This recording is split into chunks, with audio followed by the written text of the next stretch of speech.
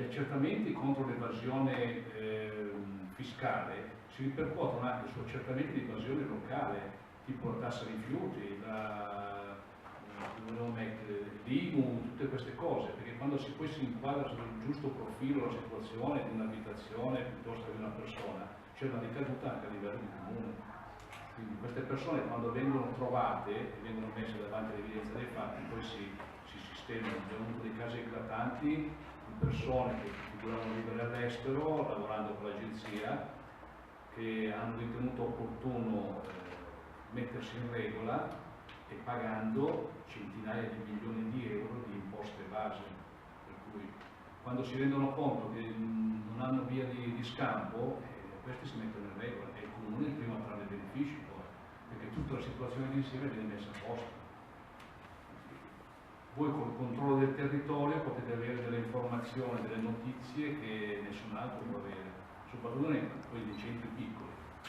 Praticamente è come parlarsi con il vicino di casa, quindi uno può nascondersi finché vuole ma non scappa.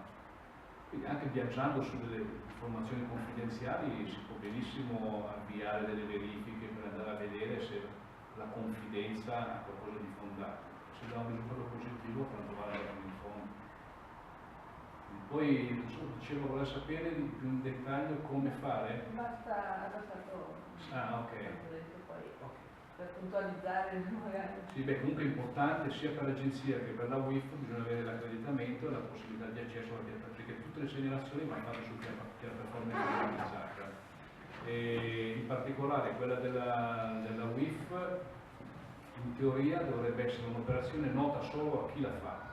Quindi nessun altro, perché c'è un'estrema riservatezza e segretezza su queste segnalazioni, tant'è che la norma prevede che solo nel caso in cui, ed è una cosa che è molto remota, venga incardinato un procedimento penale e risultasse indispensabile la testimonianza di chi ha fatto la segnalazione, potrebbe essere resa nota in sede di udienza dibattimentale l'identità del segnalatore, se no questo non verrà mai fuori. Quindi questa è la garanzia dei segnalatori, perché proprio ci sono questi filtri che devono tutelare la riservatezza della persona che ha fatto l'attività di indagine.